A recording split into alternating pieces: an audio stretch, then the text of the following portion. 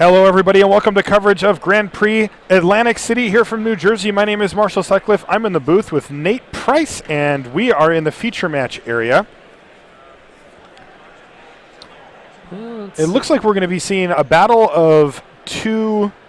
I believe that's Caleb versus. Yeah, okay, so our main feature match looks like it's going to be Caleb Durward with the beard, though. You can't quite see it, versus the mustache. Caleb Beardward.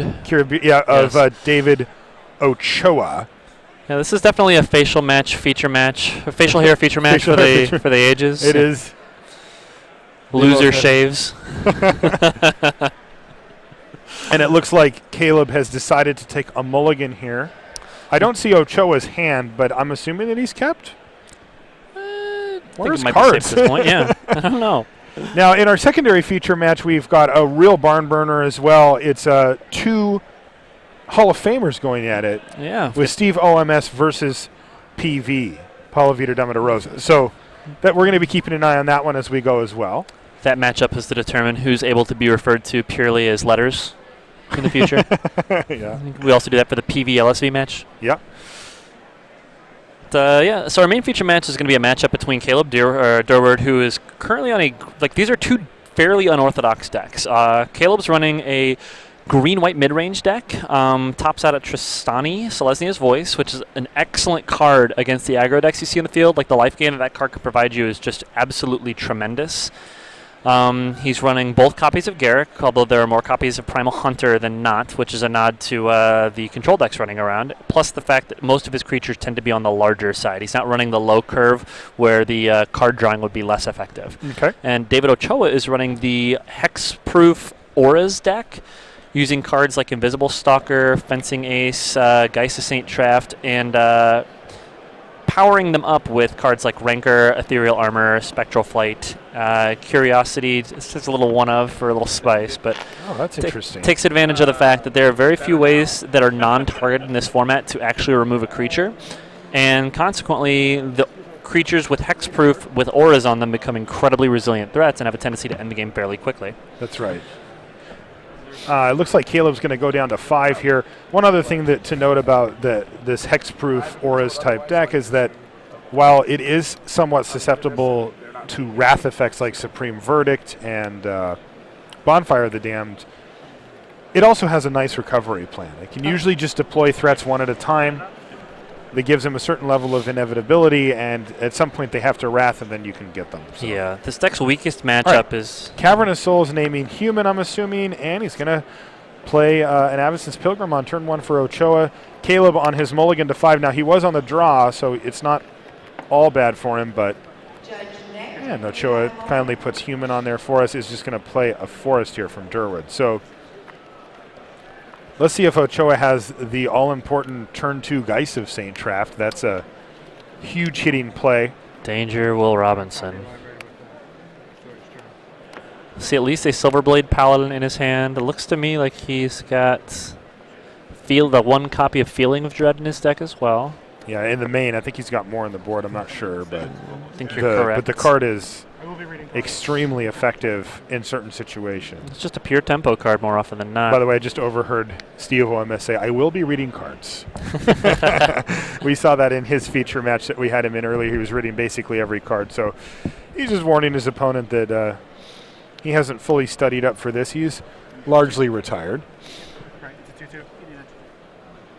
All right, looks like we decided to go ahead and go with a second copy of Cavern of Souls. I can only imagine this one's naming Spirit. Between Spirit and Human, he covers his entire deck. Okay. Geist of St. Traft being a Spirit. And all right, he does pair them up, so he's got 2 double strikers as the board sits, and Caleb can only play a second forest and just ship the turn back. So right now, Ochoa is looking to get as aggressive as possible here. Yeah. I saw that he has an Ethereal Armor, although let's see what he wants to do. He doesn't have any colored mana yet that he can use for just regular spells, but he does now. He's going to take 2 off of a Hallowed Fountain. I don't think he really minds paying all that much. No, not at all. He is going to do the Ethereal Armor, and he is going to attack with both creatures. Getting him for 3, 6, 7, 8. Yep, 8 damage in 1 attack step, and he even has a follow-up play with an Invisible Stalker. We see Caleb Durward think over his options here, but they're probably getting fairly slim. He plays a Gavany Township into a Farseek, which he clearly just drew.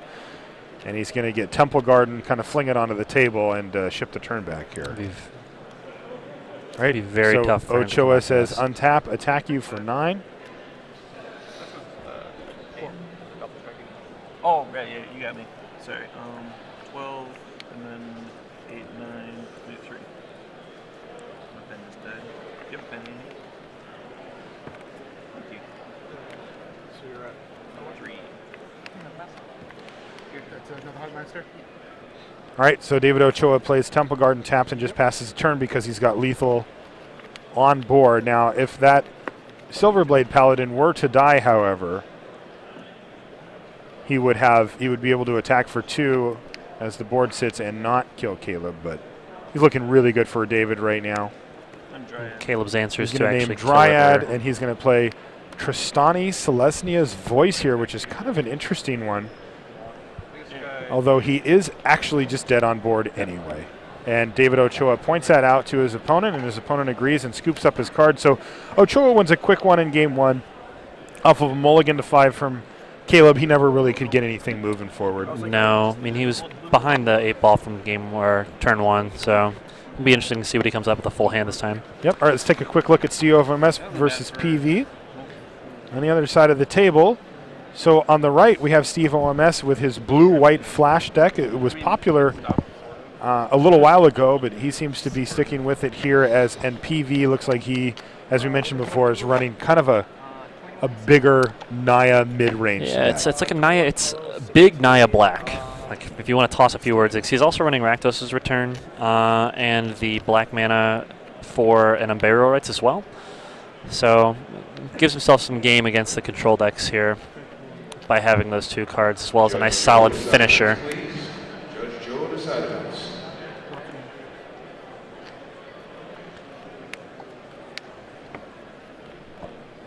All right, unsummon a wolf. Unsummon did some work for Steve in his feature match earlier. It sure did. It wasn't quite able to dig him out just because he wasn't able to draw the card he needed, but it certainly allowed him a lot of draw steps to get there. He just couldn't quite. Yeah, I saw. Luis Neiman was able to get by him. You did the right thing. So is PV attacking with his lands here? Or? Paolo's a big fan of the Rakdos' Return. So it looks like he's got kind of a dark version of Naya splashing for Rakdos' Return. I know he's splashing for another couple of cards out of his sideboard as well. And we see Steve OMS read Rakdos' Return, and he must be thinking, geez. So if he has a counter spell, obviously he's going to have to use it here. If he doesn't, he's going to be losing 3, which I believe is all of his cards, plus he's going to, it looks like he's just going to play his Restoration Angel here. Yeah. He's going to trigger this, although it's not really that relevant because I believe he's only got 2 cards left in hand. So even if he peels one here, I guess he could take. It's always relevant. If he gets an instance, he can put it into his graveyard for Snapcaster Mage. Well, and also for Pike, because Yeah. he is running that. Oh, man. That's pretty devastating. Total mirrors of one another there. Yeah. Wow, 2 Sphinx's Revelations hit the graveyard for Steve O'Many Schwartz now. He does still have this Restoration Angel, however, but he's under a lot of pressure, and he's really got to cast a spell this turn. Yeah.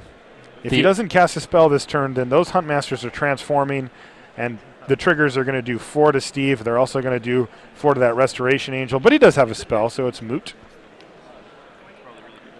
All right, land, Snapcaster? Possibly. Yeah. He really needed to find himself a think twice there to give himself an instant to play on Paolo's turn, should Paolo decide to just simply pass. Yeah, I see Paolo in his hand right now has a Bonfire of the Damned and an Angel of Serenity.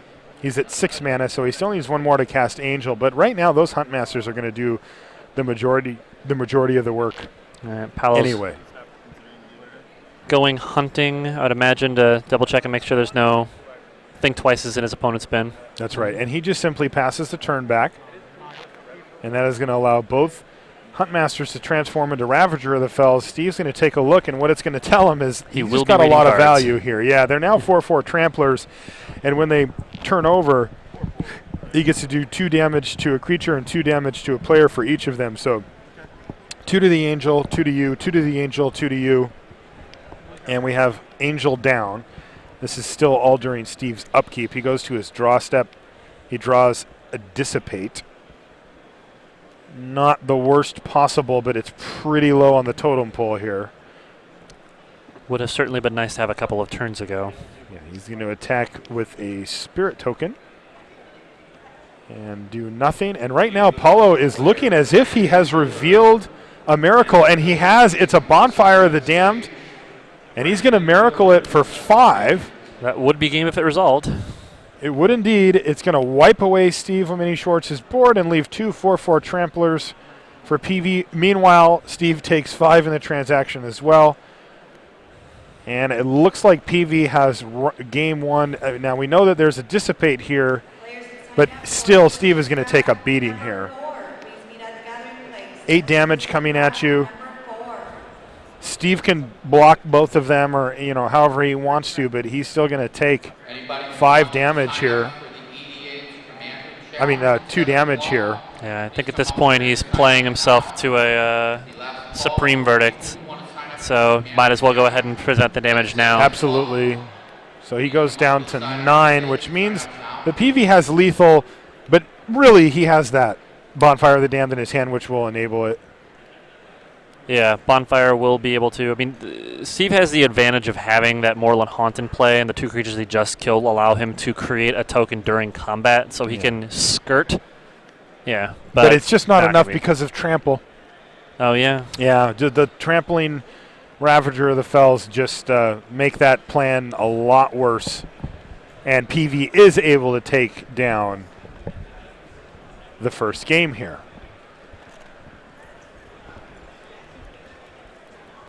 All right, let's take a look back at our main feature match. It looks like players are still finishing shuffling here. Maybe Ochoa took a mulligan. On the left-hand side is David Ochoa, and on the right is Caleb Durward. Caleb's playing kind of an interesting green-white deck that has a few spicy cards like Tristani in there. I haven't seen that played before in Standard much. But it looks like a pretty straightforward deck. The mana looks good, but it's not playing some of the red cards that we see some of these Naya decks playing, like Huntmaster of the Fells and Bonfire of the Damned. So it's giving up that for some more consistency and a little bit more, 3 Garruk Primal Hunters, a lot easier to cast. Yeah, I would imagine that the Garruk is the primary reason that he's decided to go for the 2-color route as opposed to going for a 3rd color in Bance. Okay. Just purely go for the consistency's sake. Sure. All right, looks like Ochoa's the one who's on 5 cards this time. We are a go. And he says, "We are a go." He was telling us earlier that he won a match off of 5 cards in hand. He did. Now, Caleb Durward has the same start that Ochoa did. It's turn 1 Avacyn's Pilgrim. Let's see what Ochoa comes up with. Can he do any more? Well, he can play a Temple Garden and just pass the turn back. Caleb draws a Farseek for the turn. Let's see if he's got a different play than that. He does. Centaur Healer is going to gain him 3 life, and he ships a turn back. So he's got a reasonable beater on the table now. Let's see what David can do to help stabilize the board, or maybe even get an advantage. All right, so there's an Invisible Stalker. That's step 1. Now to find some pants to put on the man. That's right. He needs some pants. Rancor would be great, but there's also a couple ethereal armors, which will, make the clock mighty impressive. Yeah. All right. So Caleb untaps. He's got 3 mana sources, but the potential to have a land drop here for a 4th. We also know that he's got he's decided if he wants to attack, and he does. There's really no reason not to, I don't think. I can't imagine, yeah.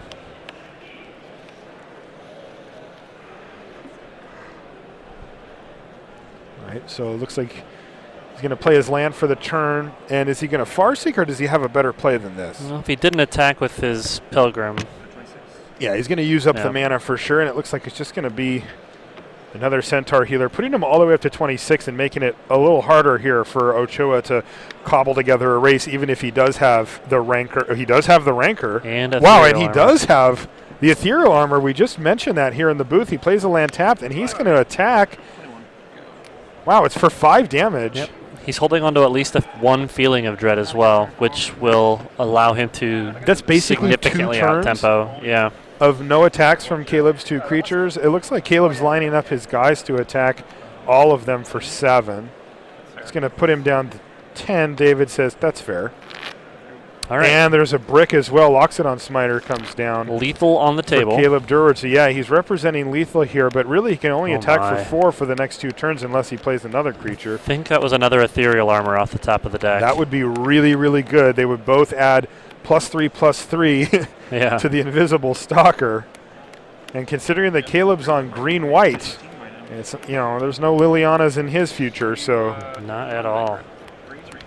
it looks like I think Ochoa has 2 Feeling of Dread in hand as well. Oh, he's got a Geist of St. Traff that he's going to play, and he's just going to pass the turn back.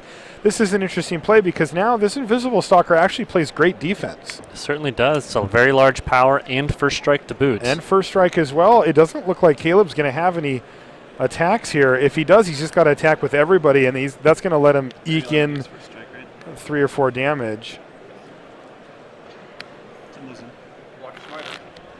All right, he's going to block the Smiter. That's going to get in for 6, but there's a Restoration Angel before combat that's going to save the Smiter from death. And all of a sudden, Caleb Durward looks like he's in a good position here, even though Ochoa does have the 2 Yes. Feelings of Dread. Please meet with your judge in the gathering place. Now seating booster draft 32.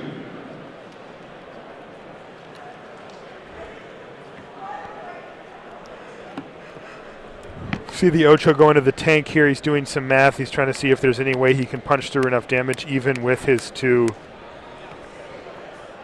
Feeling of Dread.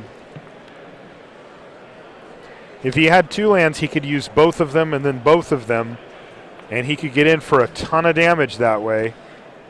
Yeah, I think he was stupid mulligan. He'd actually have him on a 2-turn clock if he could pull that off. Yep. But he cannot. So he's just going to attack with his Invisible Stalker, play the land, take 2 damage because he has to.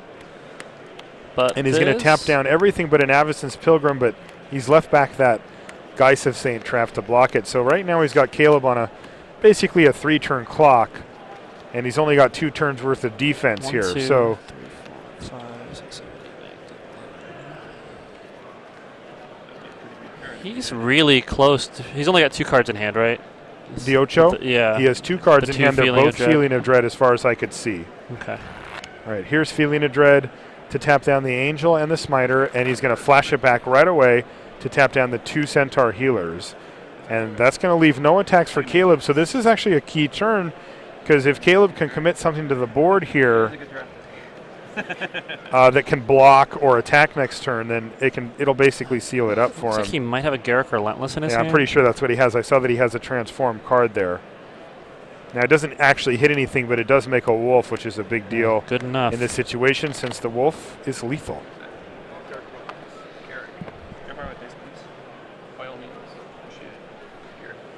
And this is going to be an attack for 5 on his next turn, going down to knocking Caleb to 11. Then he gets to Fog and Chump Block, which puts him capable of winning if he draws a. Is this Another ethereal armor. I needs to don't have a think- land I as don't think well, another though. ethereal armor does it, but Well, that would make the Invisible Stalker 6, 7, 8, 9 power. right. But he can only attack for 5 this turn. Yeah. He's got to keep the. Yeah, he needs a land as well. Yeah, he drew an increasing savagery, but he can't cast it because he needs to use his Feeling of Dread. Feeling of Dread. I think he's just doing some math really quickly. Yeah, because if he'd drawn, that would have made it 3, 6, 8, 9, 10, 11, 12, 13, 14, 15. He would have been 1 short of being able to kill him off of an ethereal armor this turn. So he is going to attack with his Invisible Stalker. Puts him to 11. 5 damage is going to bring Caleb down to 11, and Ocho ships turn back. I So think Caleb can attack with everything and force Ocho to chump block with the wolf. Yeah. chump block the wolf, which is exactly what happens. And it looks like Garrick's going to instantly make another wolf. I think David is 1 life away from being able to actually it's kill him. Selesnya key rune for Caleb Durward. I haven't seen that one very much in standard, but I think it's playing limited quite a bit. And there's Farseek to follow up. Your turn.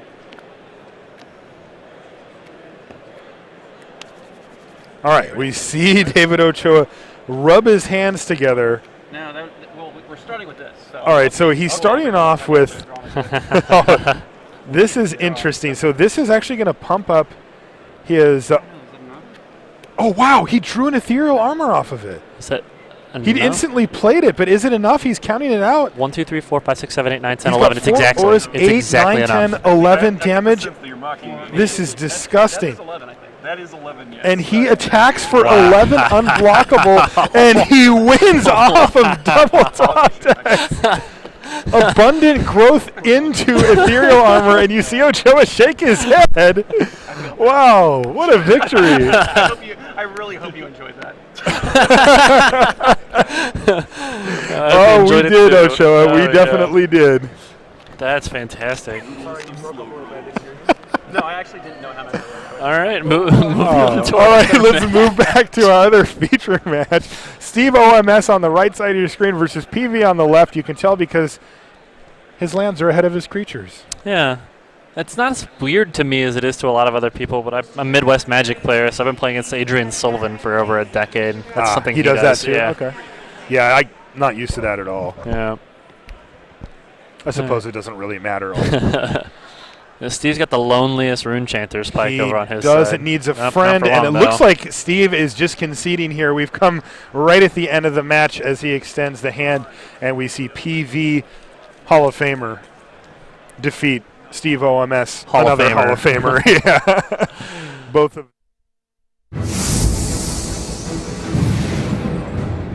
The guilds of Ravnica continue plotting, so myopic in their quest for power that they're unaware of our machinations. Under my stewardship, House Demir will assume dominion over this city. Toward that end, the Simics' ability to evolve and adapt could prove an asset. They breed new predators without thought to the prey they might hunt, and the marginalized rule. The clan's explosive violence can provide the finest cover for our covert dealings.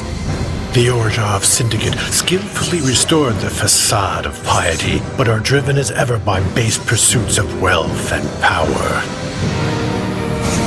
Throughout, my Demir agents hear all and see all, gathering secrets from the shadows, never attracting the attention of those righteous enforcers known as the Boros Legion. Its platoons will be kept busy with other, less subtle crimes. My path will be made clear. No one of this world can stop me.